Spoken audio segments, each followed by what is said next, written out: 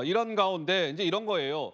민주당에서는 이제 부결을 주장하는 목소리가 이제 공식적으로 나오고 있는 것이고 나온 지는 좀 사실 며칠 됐죠. 국민의힘에서는 민주당의 저러한 분위기와 관련해서 반대의 목소리를 내고 있는데 왜 옥중 공천 이런 얘기가 심심치 않게 나왔는데 한 명의 여권 인사는 옥중 공천이 아니라 병상 공천이 될 겁니다. 이런 얘기도 했습니다. 직접 한번 들어보실까요? 계산이 전혀 없었다면 단식을 시작하셨을까요? 최종적으로는 건강 악화로 입원을 하게 됐지만 체포 동의안이 들어올 것이라고 예상되는 즈음에 어쨌든 입원을 하시게 되셨습니다. 이재명 대표가 단식을 하지 않았더라면 체포동의안이 가결될 가능성이 상당히 높았을 겁니다. 근데 지금 이재명 대표의 단식이라고 하는 딱 하나의 변수 때문에 이 모든 게 다 틀어진 것 아닙니까? 시나리오대로 하나하나 척척 맞아 떨어져 가지 않습니까? 이제 보이콧을 하든지 체포 동의서가 오면 아니면은 부결시키든지 이걸 대놓고 뭐 어떻게 누가 가결을 시키겠어요? 옥중 공천 얘기가 계속 나왔잖아요. 네. 근데 이제 옥중 공천이 아니고 병실에서 하는 병상 공천이 될 가능성이 높다. 그러면 이제 시청자 여러분들께서 이 궁금해지는 대목이 있어요.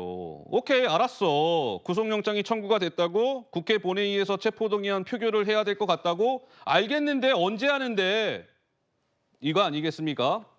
대략 아마 1안, 2안 둘 중에 하나일 것 같아요. 오늘 이제 영장이 청구가 됐고 모레 그쵸? 20일 날 수요일 본회의 때 보고가 되고 이번 주 목요일 본회의 때 체포동의안 표결이 있을 것이다. 이게 1안이에요. 그러면 21일 날 표결을 하게 되면 이재명 대표가 지금 오늘 병원으로 입원을 했잖아요. 입원 4일차가 되는 겁니다. 그리고 만약에 그때 저 체포안이 이제 가결이 되면 영장실질심사 일정이 잡히고 그럼 이제 영장심사를 이재명 대표가 받게 되겠죠. 이 안은 아니야. 저렇게 빨리는 아니고 약간 늦어져. 이게 무슨 얘기냐면 오늘 영장이 청구가 됐고 밑에를 봐주시는 겁니다. 이 안. 그리고 21일 목요일 본회의 때 보고가 되고 체포동의안 표결은 다음 주 월요일에 있는 본회의 때 아마 있을 거야. 그때는 이번 8일차가 되는 겁니다.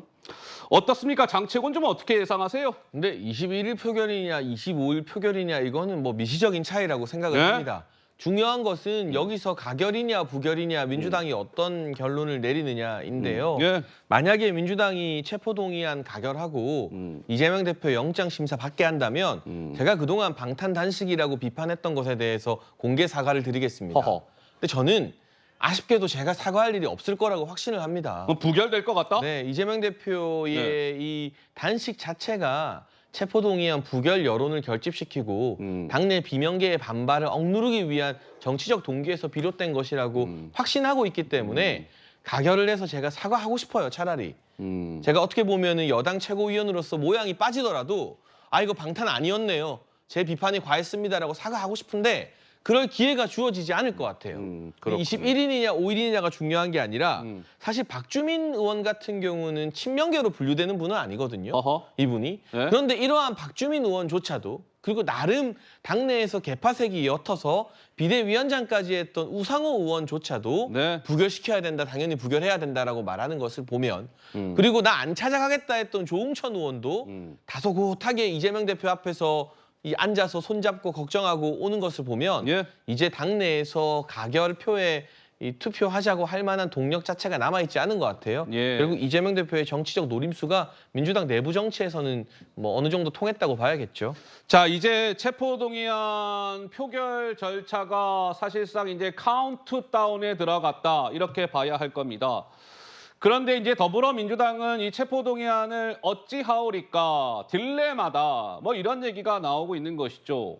만약에 결국에는 가결을 시키는지 부결을 시키는지의 키는 민주당이 쥐고 있어요. 의석수가 가장 많으니까 168석입니다. 근데 가결을 시키자니 가결을 시키면 영장심사를 이재명 대표가 받아야 하는데 이거 구속 가능성이 높아지고 정치적 타격 이건 뭐 말할 것도 없고 아니 그렇다고 해서 부결을 시키자니 아이고 이거 어떡하지? 그동안에도 여러 차례 이게 부결을 하면서 방탄정당이다 이런 비판을 받았는데 이번에도 또?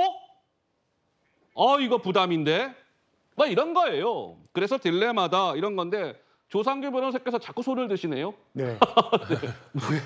부결이 돼도요. 네. 비회기 중에 다시 검찰은 영장을 쳐야만 하고 칠 것 같습니다. 왜냐하면 사법부의 판단을 반드시 받아야 되고요. 부결 방탄 저걸 그냥 놔두서는 안 됩니다. 어허. 어쨌든 이재명 대표는 사법부에 가서 영장실질심사에서 본인 하고 싶은 이야기 방어권 행사하십시오. 예. 그리고 나서 사법부의 판단을 받으셔야 지금 검찰에 씌워져 있는 이 악마 프레임이 벗겨집니다. 아하. 그러면 그때 가서 만약에 영장이 났다. 그러면 이제 사법부가 악마라고 사법부에 대해서 비난을 하실 거 아닙니까? 예. 그러니까 반드시 사법부의 판단을 받아야 한다는 겁니다. 영장 심사 받아야 된다 이런 거 같고요. 예, 조 의원님. 저는 21일은 좀 빠를 것 같고요. 네.